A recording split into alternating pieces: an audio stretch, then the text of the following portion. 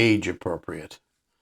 We often hear, get an age appropriate car, wear age appropriate clothes, get an age appropriate haircut, find an age appropriate partner, do age appropriate activities. Says who? Who gives anybody the right to say what anybody else should do? Hi and welcome. I'm here to discuss things that we share in our 50s, 60s, and beyond. My name is Bob, and I'm the crusty creator. I find the whole idea of age appropriateness somewhat ridiculous and not just a little bit dismissive. Older people needing to conform to what some behaviorist or fashion designer dictates, as if wanting to have our own characters and style is somehow cute, but it should be discouraged. Now, I'm not a complete anarchist. Society does have rules of general appropriateness. Things like we shouldn't steal, we shouldn't kill each other, and we should treat each other with respect, and so on. And all of those things are really good to have, and rules that we need to live by. And I should make clear that I agree with the idea of age appropriateness when it comes to dating at a young age. We don't want adult people dating minors, period, at all, ever. A 15-year age gap is undoubtedly questionable if the partners are 18 and 33. But that same 15-year age gap wouldn't matter so much if the younger partner was 40. At 40 and 55, those people are well into their adulthood, and they have well-defined lives. And for the rest, well, maybe it's left over from our upbringing and how we were parented. And maybe it's social conditioning from school rules or religious dogma. But here's the nuance. Age appropriate is very helpful when assessing child development. But otherwise, it isn't an established fact or an objective truth. It's a societal expectation. It's only arbitrary, and it's both limiting and unfair. Who determines the hairstyles we're allowed to wear? Shaved head or long hair, who cares? It doesn't affect our intrinsic value or our intelligence. I've seen men with their white hair in ponytails and some older ladies looking gorgeous with their long hair. And there are some with hair dyed pink or green. And I've seen grannies dressed like a cast member from Desperately Seeking Susan, and grandpas still rocking their bike leather. And I say, go for it. More power to you. Are there age-appropriate activities? Really? Who determines whether we can run a marathon at the age of 75? Or whether we're allowed to enjoy a day at the water park, go skiing, or play a game of football or hockey? There are a lot of fit, active folks who love to do physical activities, like multi-day hikes, or kayaking, or long-distance cycling.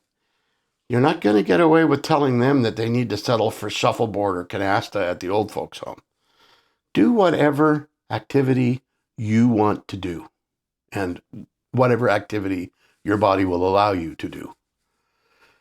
Age-appropriate music. What's that?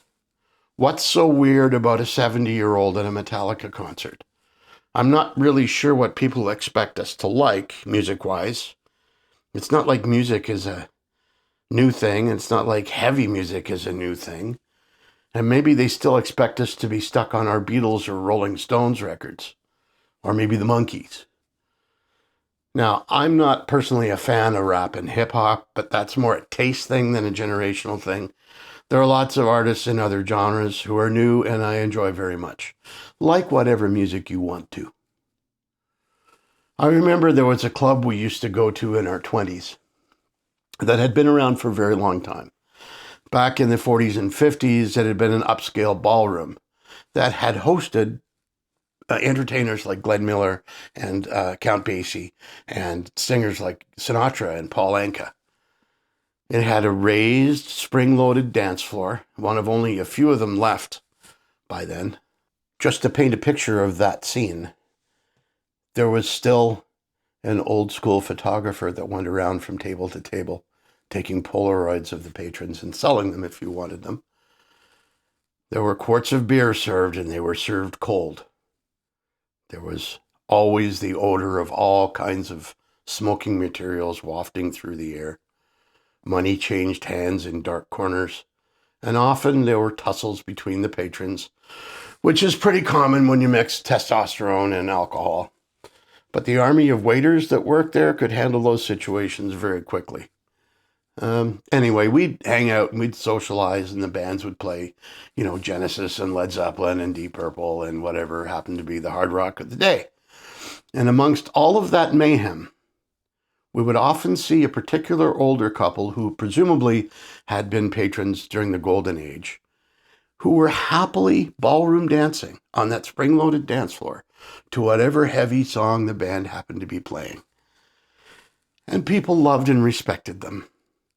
They amused us in one way, and in the other ways, they inspired us and made us see that age isn't a limitation if the mindset is right. These days, heaven forbid, somebody over 50 or 60 likes to rock out. Older musicians playing in a top 40 band or a metal band are looked at as somewhat of a curiosity or a novelty, as though our age should make us want to play jazz, country, the blues, or Barry Manilow covers at the Legion instead. But once you get past the initial curiosity, I also find that a young audience will accept an older player if they play well. Admittedly, that same ageism has come from the other side as well. I've played with younger bandmates who have looked out into the crowd and seen some gray hair out there and decided that maybe we should start the night off slow and easy just so we don't offend anybody. I don't know how many times I've had to point out to the younger guys that the teenagers that we saw in those photos from Woodstock in 1969, the ones that were dancing naked in the mud, making love, not war, and trying to avoid the brown acid. Yeah, those folks. They're nearly 80 now. Having fun knows no age. And playfulness shouldn't have a shelf life. I'm a big kid at heart. I love chilling in front of my Xbox. I loved Skyrim, although I haven't played it in a while. Maybe it's time to revisit that. And I've spent way too many hours playing GTA 5, both in story mode and online. I also have an old Wii, and I still play Wii sports games. I've also been known to engage in silly, frivolous things like playing on the swings or slides at the playground, at least if my butt fits in them. When people ask my age, I've often said, chronologically, I'm in my 60s. In my mind, I'm 25.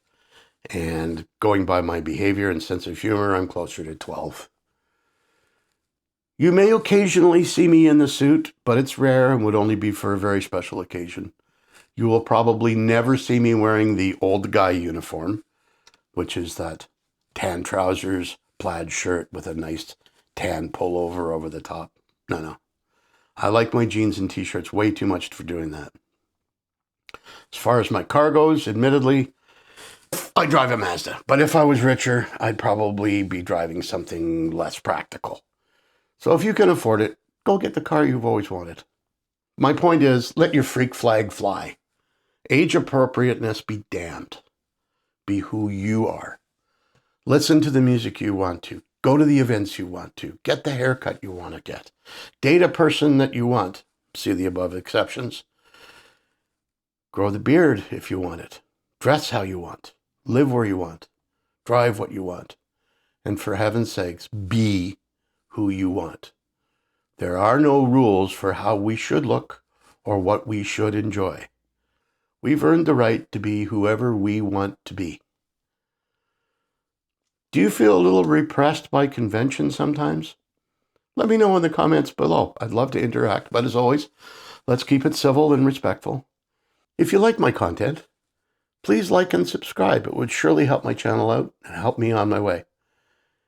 Maybe even ring the little bell so you can get notified next time I release new content. There's also a link to buy me a coffee down below if you feel so inclined. Thanks for watching, and we'll see you soon.